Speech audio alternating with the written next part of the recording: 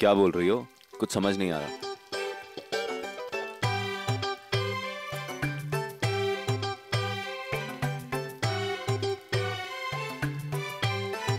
कनक, थोड़ा जोर से बोलो। अब तुम्ही ने कहा है ना कि धीरे बोलना है, धीमी आवाज में बोलना है, इसलिए मैं धीरे बोलने की कोशिश कर रही हूँ। उम्मा, बस एक सवाल, ये बाल ब्रह्मचारी जी को औरतों से आखिर प्रॉब्लम क्या है? बताए तो था कनक, बाल ब्रह्मचारी हैं वो। उनका मानना है कि औरत हर समस्या का कारण है। जैसे मेनका ने विश्वामित्र की तपस्या भंग की, जैसे द्रौपदी पूरे महाभारत का कारण बनी। मैं नहीं मानती ऐसी किसी सोच को। मेरे पास इस सोच को गलत साबित करने के लिए कई उदाहरण हैं। कोई हिमालय पर नंगे पैर चढ़ सकता है, पर तुमसे बहस में नहीं जीत सकता। बस एक विनती है तुमसे, बाल ब्रह्मचारी जी के सोच विचार पर कोई बात नहीं होगी। वो मेरे लिए परम पूजनीय हैं। वो जब तक यहाँ हैं, उनके नियमों का पालन करना होगा।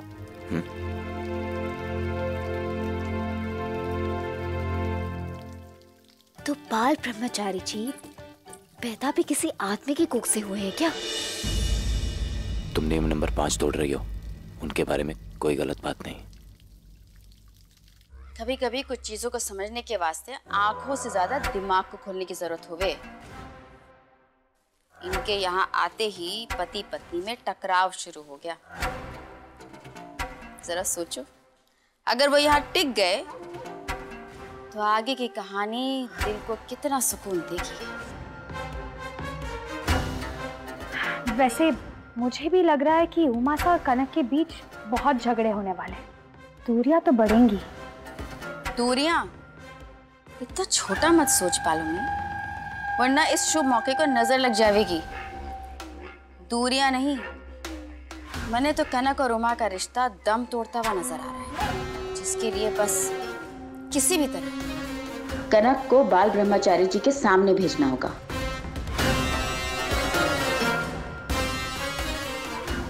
समझ गए।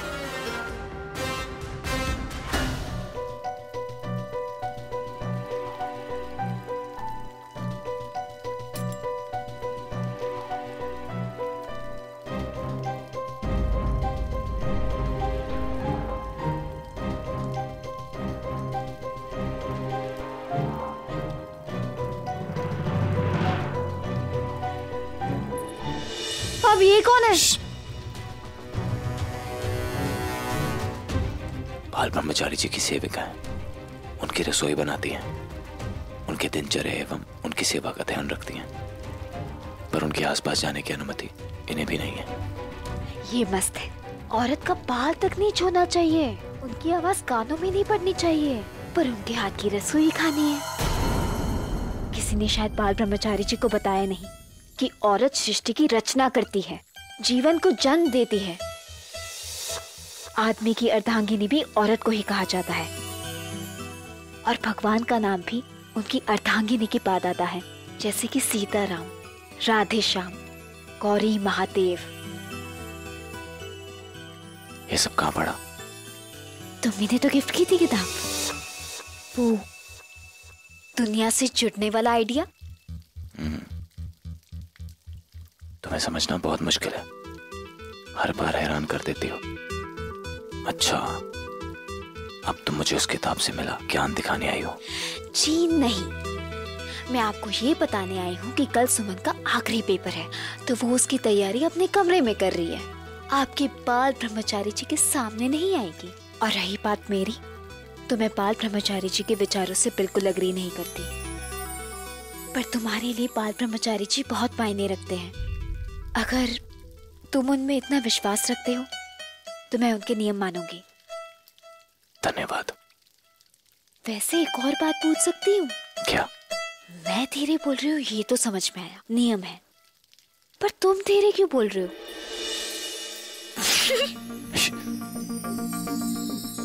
टेंशन मत लो, जोर से नहीं हंसूंगी, क्योंकि मैंने बिना आवाज के हंसना भी सीख लिया है। बताओ कैसे?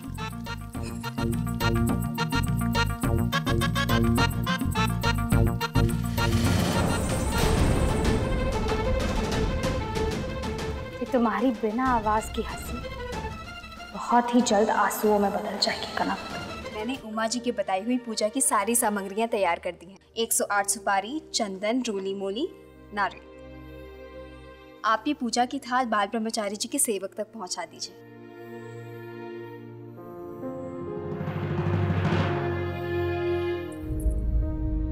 एक शब्द तक नहीं बोला। ऐसा भी क्या एटीट्यूड, एक स्माइल ही दे देती। सेविका जी अपनी पांचों इंद्रियां अपने काबू में रखती है। उनके तन मन में कोई भाव नहीं आता। खुशी, हंसना, रोना, दुखी होना, कुछ भी नहीं। हर सांस एक जैसी, पूरे धैर्य के साथ। ये धैर्य नहीं है मासी साहब, ये तो चलती फिरती जिंदा लाश है। बाल ब्रह्मचारी जी के ऐसे अजीब नियमों ने कुछ ही घंटों में पूरा घर हिला दिया है। ये लोग कैसे जीते होंगे ऐसे नियमों के बीच।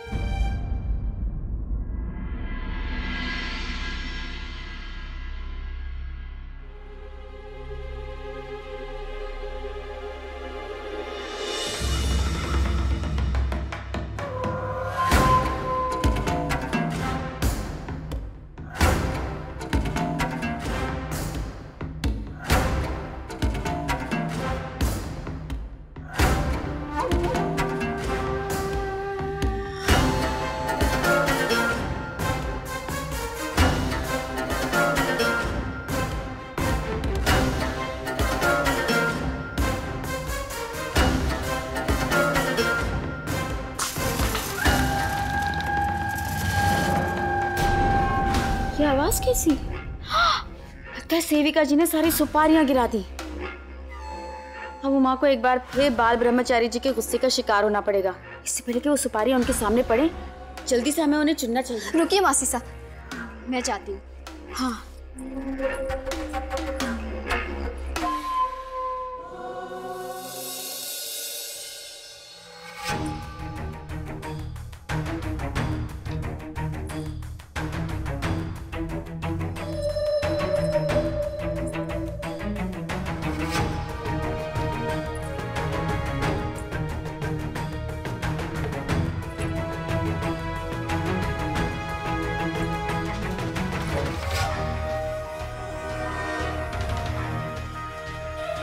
जैसे ही बाल ब्रह्मचारी जी की नजर कनक पर पड़ी, वैसे ही उमा और कनक के बीच की डोर टूट जाएगी।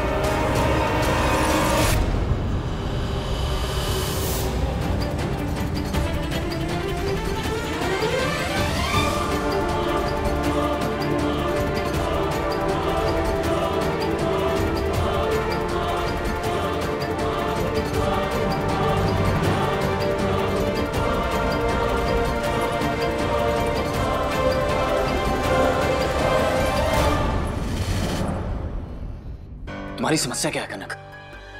इतने प्यार से समझाया था तुम्हें, फिर भी तुम बाल ब्रह्मचारी जी के कमरे के बाहर जाके खड़ी हो गई। मैं वहां जानबूझ के नहीं गई थी उमा। आपकी राजनीति सफल ना हो पाई मासीसा। जैसे ही बाल ब्रह्मचारी जी की नजर कनक पर पड़ने वाली थी, ऐन मौके पर उमासा वहां से कनक को ले गए।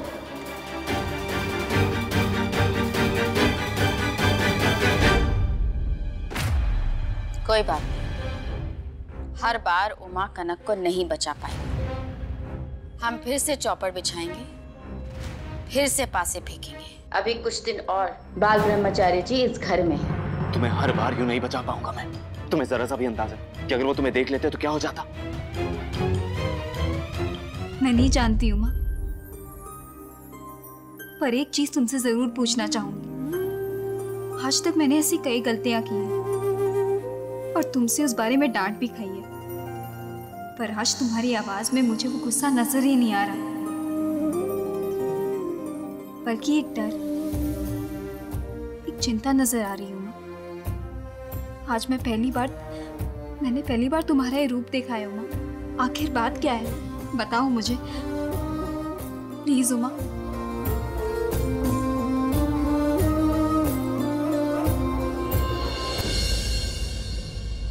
जैसे ही बाल ब्रह्मचारी जी की नजर कनक पे पड़ेगी, उमा के साथ साथ वो अपना जीवन भी खो बैठेगी। कुछ समझी नहीं मासीसा। कोई भी औरत बाल ब्रह्मचारी जी के सामने जाए या किसी भी औरत पर बाल ब्रह्मचारी जी की नजर पड़े, उस औरत को सब कुछ त्याग कर अपने आप को बाल ब्रह्मचारी जी को समर्पित करना पड़ता है। उनकी सेविका बनकर जीना पड़ता है। मोह माया छोड़ भावनाओं से परे उनकी भक्ति में अपना जीवन काटना पड़ता है। बिल्कुल वैसे ही जैसे ये सेविका अपना जीवन काट रही है।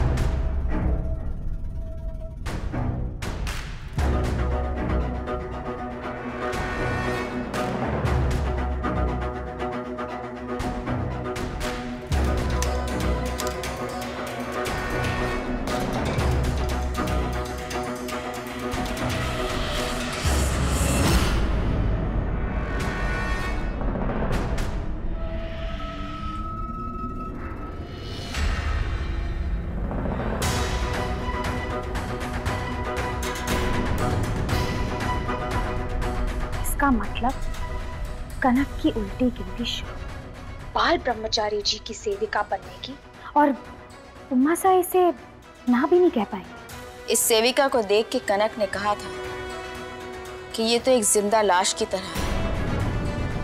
बस कनक ने भी एक जिंदा लाश बनना होगा। ना कोई रिश्ता, ना प्रेम, ना जिद, ना अकड़ और ना उमा।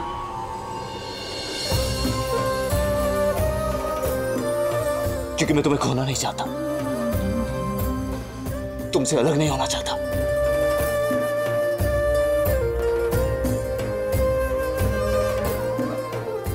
क्योंकि मैं तुमसे बहुत प्यार करता हूं।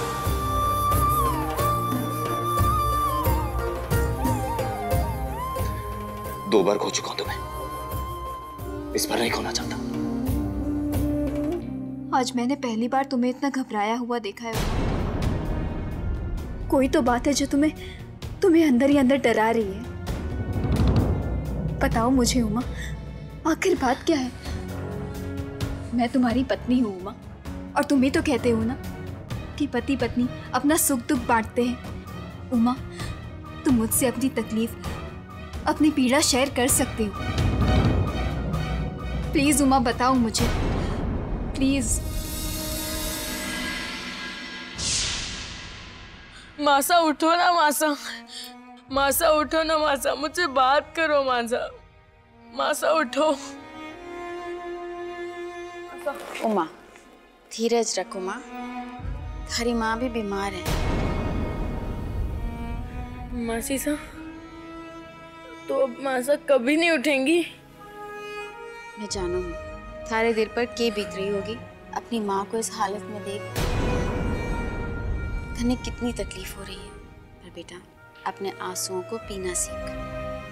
क्योंकि एक मर्द के आंसू उसकी आंखों से बाहर नहीं आते, क्योंकि एक मर्द कभी रोता नहीं है। धर्म कहवे है कि आंसू औरत का गहना हुए हैं और मर्द की कमजोरी, क्योंकि मर्द कभी नहीं रोते।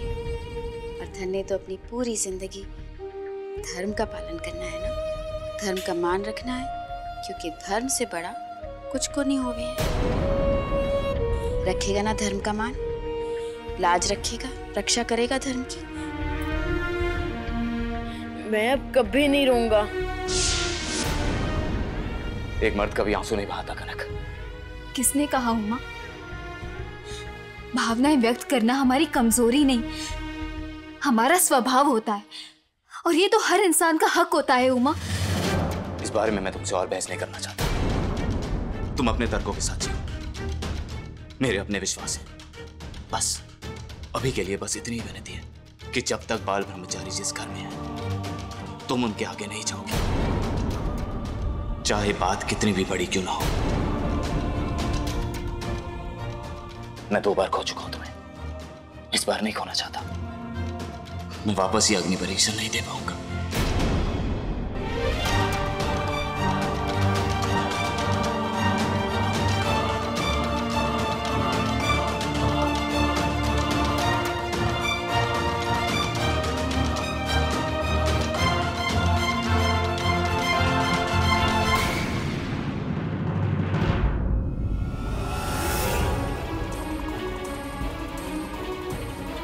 अंदर इतना कुछ भरा पड़ा है, पर मर्द को दर्द दिखाने में प्रॉब्लम होती है। वैसे एक बात समझनी है, उमा बार बार ये क्यों कहते हैं कि अगर मैं बाल ब्रह्मचारी जी के सामने आ गई तो वो मुझे खो देगा।